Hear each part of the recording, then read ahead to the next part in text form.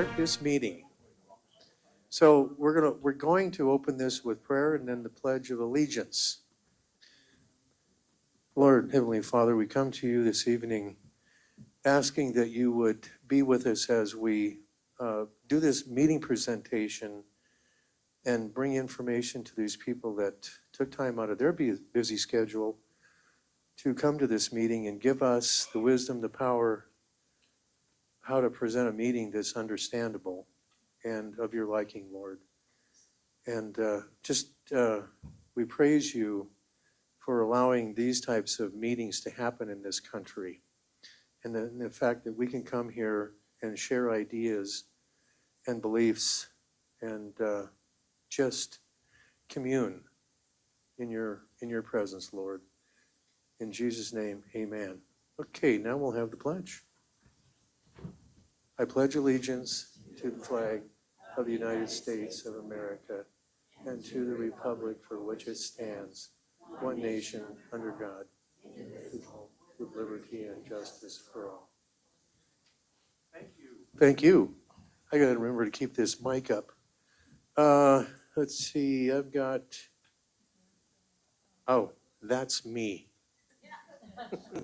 This evening, well, at City Hall, there's been a big controversy about funding for Gillette Reproductive, and that's something that I wanted to speak to tonight. And I've heard this in my church, I've heard it in my office with people that are coming through to visit, my staff, my family, and all of this. And I come back to this, and I brought some information also that I got from the New American at John Birch Society on abortion, but abortion is going to be a subject that people in this United States and even in this community are never going to come to terms on.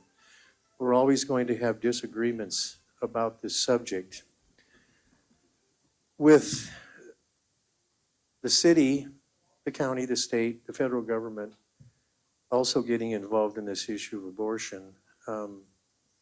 There were those people that said that when Trump was elected president that he was going to actually abolish abortion nationwide, but he's come through and indicated and showing that the states are going to lead the way in that because it's not up to the federal government to make that decision. I am pro-life, cradle to grave. Not everybody thinks that way. We actually euthanize senior citizens in this country now as well. But my question is on this debate as to whether or not to fund organizations that may fund or talk about abortion or refer for abortion is, that's a big issue. But the other big issue is, I feel, and I think there's some people in this room that probably feel the same way I do, what are we doing funding private organizations with taxpayer money? That's going to be an argument that all of us are going to be more apt to win than this issue about whether abortion is right or wrong. We know it's wrong, but we also know that stealing is wrong. We know that coveting somebody else's property is wrong because we're told it's wrong, but people still do it. So I'm not sure that we're going to come to an end on that issue. But I printed some information that I took off of the New American. That's a magazine published by John Birch Society. And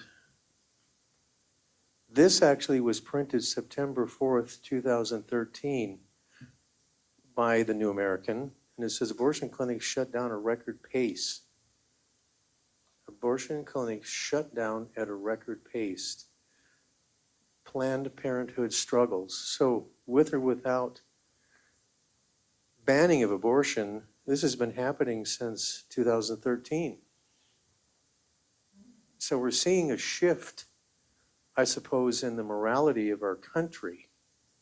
But we're also seeing a shift of Americans coming back to church, and also I think the Catholics have been seeing the largest return to church. And with that happening, we're seeing a different stand on what the American public's idea of morality is. And it's a big issue, but there are communities where abortion clinics are actually shutting down in record pace. Let's see, what was the other one? This is more recent. This was October 28th of 24. Are anti-abortion laws killing women? This has been in the newspapers. This article, and this was run by a prominent news release. On August 13th, 2022, Thurman was provided a 2-pill abortion regime by an abortion clinic in North Carolina. She was pregnant with twins, and her body did not properly expel the fetal remains. She developed a severe infection. On August 18th, she vomited blood and passed out at her home. She was transported by ambulance to a nearby hospital where physicians waited 20 hours to perform the procedure to remove the fetal remains from her womb. Supposedly, because the physicians did not understand and actually had a controversy over Georgia's abortion law, HB 481, also known as the Life Act. Thurman subsequently died of sepsis, there we go. Yeah, so you're going to wind up with news media getting involved in "see, I told you so's." But it was the doctor's misunderstanding of the bill that caused her death, and she probably would have died of sepsis anyway because it was advanced situation. So we can argue all day about, is a clinic referring? Do they do it? Is abortion bad? Is it good? But I think we need to really focus on what our tax dollars are going for. If the clinics can have the money, then why can't my agency have government money also? Why can't a local restaurant that's struggling have taxpayer money to survive? I think that's a better argument. The next item that I'm going to talk about, and this is probably going to be coming up in the Supreme Court, Amendment 14, Section 1. I'm going to read this. I don't really like reading things to the public, but I need to read this. All persons born or naturalized in the United States and subject to the jurisdiction thereof, meaning the United States, are citizens of the United States and of the state wherein they reside. So they're citizens of the United States and also the state where they reside. No state shall make or enforce any law which shall abridge the privileges or immunities of citizens of the United States. Now get this, nor shall any state deprive any person of liberty or life, liberty, and or property without due process or law, nor deny any person within its jurisdiction the equal protection of the law. Now this is the section, Amendment 14 is what the lower courts have stopped President Trump from deporting illegal aliens. They should probably be deported, but you'll notice in that first sentence it says citizens of the United States and of the state wherein they reside. The next sentence says no state shall make or enforce any law which shall abridge the privileges or immunities of citizens of the United States, nor shall any, privileges, where was that at? Citizens of the United States, nor shall any state deprive any person. Now they're talking about state, not federal government, but state depriving a person, not a citizen. This is, I think, where the lower courts are going. It's talking about a person, but the states are not deporting these people, it's the federal government's doing it. So what do you think? Is it a misinterpretation of Amendment 14?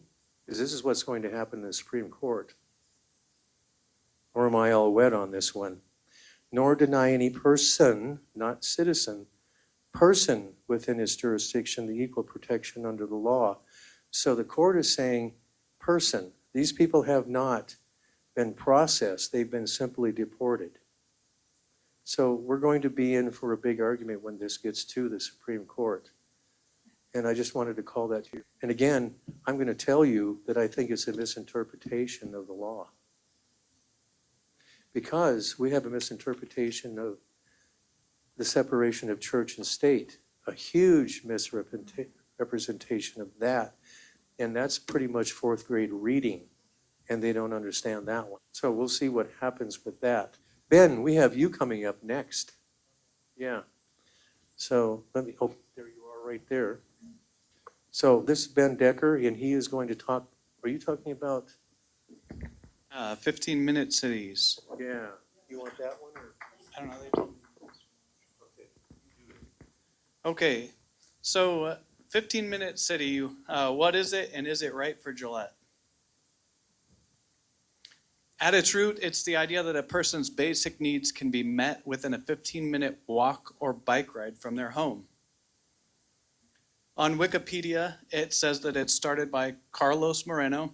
Climate change, or the climate crisis and global COVID-19 pandemic prompted a heightened focus on it.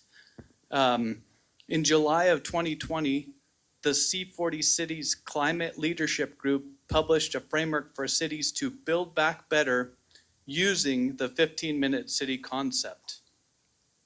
And also a far-right conspiracy theory claims that it's a pretext to restrictions on travel by car, but we'll see if that's accurate or not in a little bit. C40 is a network of mayors tackling climate change. They're actively promoting and supporting the concept of 15-minute cities as part of their climate action strategies. C40 emphasizes that 15-minute cities can reduce carbon emissions, improve quality of life, and build stronger communities. Some examples of C40 cities that have adopted the 15-minute city plans are Edmonton, Toronto, and Montreal. And on their websites under C40 initiatives, they say 0 private car ownership by 2030, 0 kilograms of meat consumption, 3 items of clothing per person per year, and 1 short-haul flight allowed every 3 years. And this isn't a conspiracy theory. You can look it up on their websites under C40 initiatives. So what does this have to do with us? Our new comprehensive plan defines neighborhoods as designed and built to intentionally mix uses together so that a majority of daily needs are accessible and safe within a safe and walkable distance, commonly defined as a quarter mile or a 15-minute walk. This is directly from our plan on page 118. So Verdunity defines neighborhood as a 15-minute city. That's what they're talking about whenever they say neighborhood in the plan. And neighborhood is mentioned 325 times, more than once per page. That's what the plan is all about, making things within a 15-minute walk.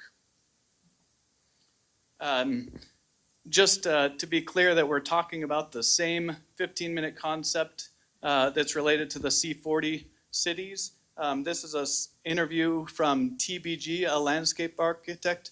They interviewed, anyways, all the way to the right is a picture of Kevin Shepard, which is the Verdunity CEO.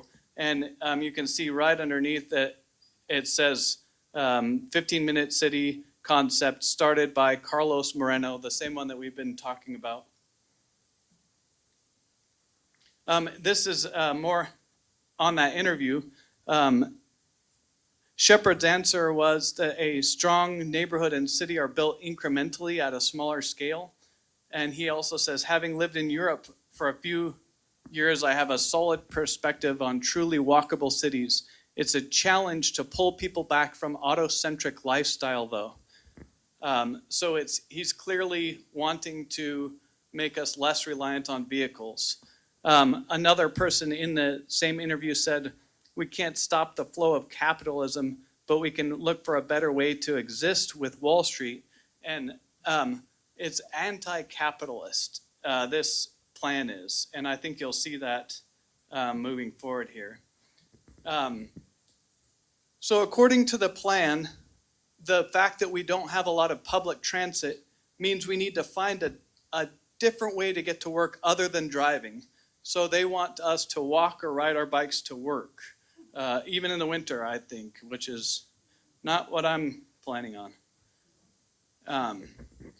Okay, so this is a slide from the Verdunity plan, and that slide says we can test out how it will be to rely less on vehicles, and it gives an example, and it shows 3rd Street blocked off with yard games in the middle of the street and picnic tables, and there's some food trucks and benches and things.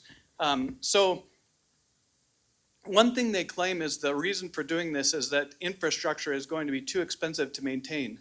So this street might require slightly less maintenance if you don't have heavy traffic on it or no traffic on it. But if they were allowing us to keep our backyards, we'd be able to play the yard games in our backyards instead of in the middle of the street or at a park. But they want to get rid of our backyards, which you'll see that coming up. This is back to the interview with the landscape architect. The Verdunity CEO said, municipalities must defend their standards and push back on a developer if needed. So this is the main problem I have here, because it's not coming from what people want in a free market. It's coming from the government telling you what you're going to do, telling the developers what you're going to do, telling the people where they're going to live and how they're going to live. This is an example from the plan on fiscally sustainable infill development. And when I heard this, I thought that, well, it doesn't sound that bad because they can, it makes sense to utilize vacant lots like that have streets and water access. It makes sense to use those before expanding the city out further, I think. But they don't mean that. This is an example in the plan of an actual block in Gillette that has 7 houses on it. And they show the existing houses in blue. And in red is duplexes built next to the houses, and tiny houses in the yellow anywhere that a duplex won't fit. So by the time they get done with this block that has 7 houses on it currently, it has 16 houses on it. And that's what they want to accomplish. This is also in the plan that they expect Wyoming's population to decline. So my question is, with the expected decline in population, who will live in all these extra buildings they're building on those existing lots? And my thoughts are that owning land and vehicles will become less affordable because of inflation and other increases in cost imposed through bad policies. Higher property taxes, zoning changes, landscaping requirements with high water costs. Just to give an example of this, if this plan is implemented and successful, the price of a single family house will go through the roof. And then property taxes on that single family house will go through the roof, and people won't be able to afford it. So they're also giving financial incentives from the city of Gillette to the property owners to build additional units on their lot. So discouraging living in single family, and they're also, later on I'll show you the wording, they're building new single family residences illegal in the city limits. Why is this needed? Verdunity claims that our infrastructure will be unaffordable to maintain. There's a grain of truth to this because inflation is making it difficult to maintain our standard of living. But what's their solution? Eliminate single-family housing. This is the exact wording from page 182 on the Verdunity plan. Eliminate single-use, single housing type suburban subdivision. And no new single-family homes is not in the plan, but that's what that sentence means. So the money offered from the city of Gillette to implement this plan, and these are just some examples of what is included in the plan as offered. Financial incentives like grants and low interest to homeowners to update their homes so they maintain value. Incentives to small-scale investors or developers to purchase, renovate, and resell underutilized or distressed properties. And remember, underutilized means you don't have a dwelling unit on every inch of your property. That's underutilized according to Verdunity. And then there's some more grants. Establish an application process for developers to access city funds for housing projects. So why is the city getting into funding housing projects and giving grants and loans to home buyers? It doesn't seem to be the place of the city, in my opinion. So here's some of my personal thoughts, questions, and concerns. If the problem is truly that infrastructure is becoming unaffordable, why would we use taxpayer money to subsidize housing? What's the plan for an 80-year-old woman who still lives independently to get groceries in the winter if they're successful in creating it walkable where you're not, and then if they go further and not allow us to own vehicles? Life, liberty, and property are natural rights protected by the 14th Amendment. Vehicle and land ownership are perfect examples of individual freedom. We want to keep our single-family homes and vehicles. Just to be clear, in those Canadian cities, the zero vehicles by 2030, that's not specifically in our plan, but based on the what they're trying to achieve, you can tell that they're wanting to reduce dependence on vehicles so that they can implement that in the future, because that's a step in their plan for fighting climate change. So what are the real solutions? Elect city council members who take their oath of office seriously. As we've seen, this plan violates the 14th Amendment. I've also seen city council members who are willing to disregard the First and Second Amendment as well. Stop wasting taxpayer money. This plan cost us $400,000, and on the current budget, there's an additional $240,000 to Verdunity to redo zoning for our city, zoning in our city limits, and that's to exclude the single family, create areas for planned unit developments. So anyways, we're already $640,000 into this, and it then further grant money towards, hey, do you want to build a duplex on your single family lot? Here you go, here's some money to do that. That doesn't make sense to me. So stop relying on government to fix our problems and protect private property rights and individual liberty. So that's all I have, and Rolf, I think, is up next. Thanks, everybody, for coming. I'm Rolf Ahrens. Ben and I and Trink had a good, long discussion this past weekend. I'm going to be very honest. I do not like Verdunity. I don't like what they're about. I'm going to be very clear on that. What I'm going to present and what Ben also presented was really objective and out of the plan and really speaking to that. So I'm going to continue the same way. Verdunity, a quick overview on Verdunity, and I'm going to turn around. Founded in 2011, 10 employees. Their CEO was here in April with one of his employees on April 15th when the plan was adopted.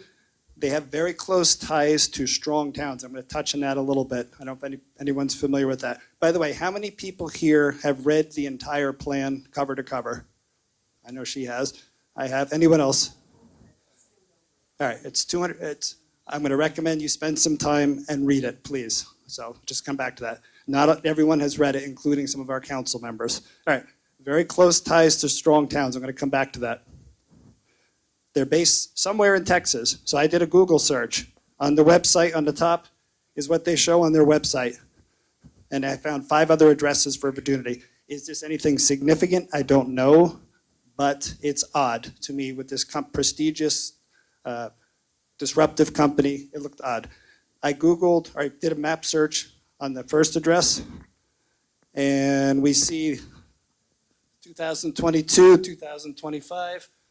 That's where Verdunity is. Up in the top right corner is where they show Verdunity is. Maybe it's a mapping error, but 2 different systems. It's just odd to me. Just wanted to point that out. Kevin Shepard, I went to Twitter. I went directly to what he's been posting on Twitter. And I'm going to read off these a little bit here. The first one has a little bit of what I would call social justice flair to it. Infrastructure funding gaps and issues with social inequity, housing affordability, and public health. Social justice seems to be a theme in there. Second one seems to have a little bit of climate activism to it. Things get a little hotter, but hey, everyone's got huge trucks and SUVs, and we have awesome AC in them, so we're good. So there's something going on there with the climate context. It gets a little more interesting as we go along here. Kevin Shepard reposted from Verdunity's site. This is all from Twitter. I'm just going to read it. It is an intentional choice to buy a car and live in a larger home. And Ben referred to this as well. If you make those choices, it's not your city's job or to subsidize those choices, especially at the expense of others who can't afford to do that. Again, interesting comment there. I found so many posts, I could have put 100 slides up here. I didn't want to put everyone to sleep. Next one, it gets a little more dicey, again, referring to the high taxes that Ben referred to. Discover the truth about a secret racket. High-value homes are escaping their fair share of property taxes, burdening less wealthy neighbors and straining city budgets. What could possibly happen when they're saying your taxes are too low? It's concerning to me. That was strong towns. That's the strong towns that I referred to. So Verdunity is associated with strong towns. Kevin Shepard is a member of strong towns. Strong towns is Verdunity on steroids. Okay, back to what Ben referred to. Let's build and cultivate walkable neighborhoods and leave auto-centric subdivisions in the rear view mirror for good. That sounds like. This next slide, if I'm putting you to sleep, I hope you'll wake up for this next slide because this is the most important one I have in my presentation. So please listen. Strong Towns placed a post 2023. Walkable mixed-use communities aren't confined to just big cities. We can build them in suburban and rural areas as well by reforming zoning and parking laws. Now, okay, what does that mean? I had a conversation with Chris Knapp about 1.5 years ago, and he talked about a piece of legislation that came through. It was pro-coal or something like that. But deep inside of it was a hook that gave federal control of Wyoming coal to the feds. And he voted against it because of that little hook in there. So this to me looks like the same thing, a bit of a Trojan horse. Are they trying to control ours? If you control the zoning, you control the city. That's my opinion. I don't know if that's fact. That's my opinion. This is concerning to me. I'm going to touch a little bit. There's a little bit of overlap with Ben, but I think it's important. What's in the plan? Trink if any of you heard her speak a couple months ago, she compared 6 different plans. It's a lot of text here. Don't worry about what's on it. 6 different plans, 6 different cities, 3 different states, 6 different years. 1, 2, 4, and 5 are identical text across 4 years. Our plan has the same text as was used in 2022. Again, what does that mean? It's concerning. She has a whole document that has a whole bunch of this stuff. So this is about making our housing building more, packing the housing in on smaller lots. That's what Ben referred to. All right, complete neighborhoods, touching a little bit on this. Ben talked about the first one, so I'm going to fast forward here. The very bottom one, I'm on a committee with Gillette. I'm going to talk about that in a second. The bottom one talks about having small businesses operating in residential areas. That's something that the plan calls for. On the committee that I'm on, let's say someone has a fried chicken business and they put the grease down the drain. Where is that going to go? Into the sewer. It's going to clog the sewers. Now we create a bigger mess. That's not considered here. Pack and stack. All right. So we talk about residential densities and infill development. Infill development appears all through this plan. That's pack and stack, cram the houses in smaller places. The bottom one, Ben touched on this.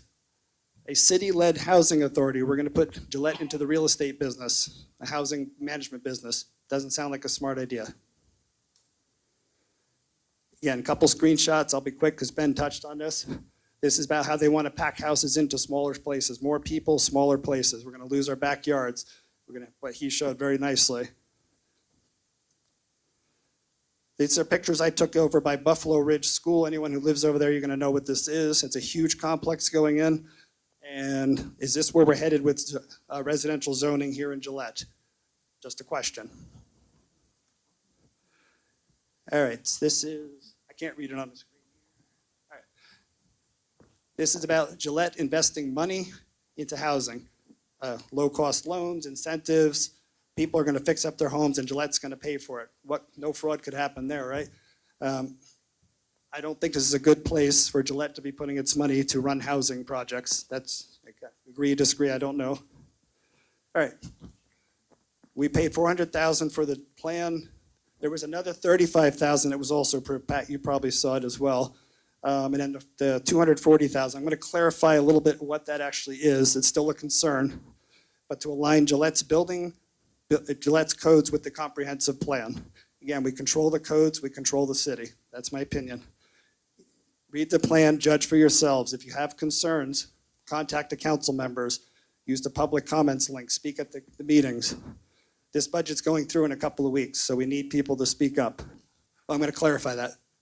I just had a conversation like 2 hours ago, and they clarified what's going on. So on pages 98 and 99 of our budget, there's a line that says, continue creating the comprehensive plan. And over on the right side of that page is $240,000, and they are going to do a unified development code. And when Chris Smith asked Mike Cole, he said, yeah, that'll probably be Verdunity because they know the comprehensive plan, and it's going to be easy fix for them. Like I'm on the Public Works and Utilities Advisory Committee. We had a discussion today about this. UDC itself is not a bad thing. It streamlines our coding process. That's fine. $240,000, it's going to cost money. That's fine. What should happen is there should be a request for proposals, RFP. It should go out. We should get multiple bids on this, and Verdunity probably will bid.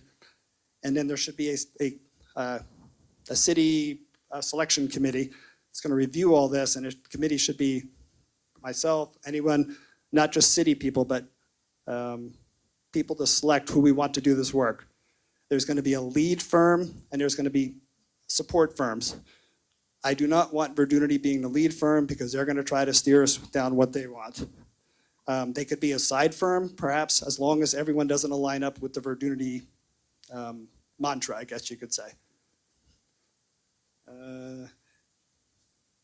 I think that's all I have. I'm going a little off script here. So it's not necessarily going to be Verdunity to do that work, but it's very likely because of the comprehensive plan. Mike Cole said it's going to be much more expensive for someone else to come in and do the work. I'm probably running over in time, so I will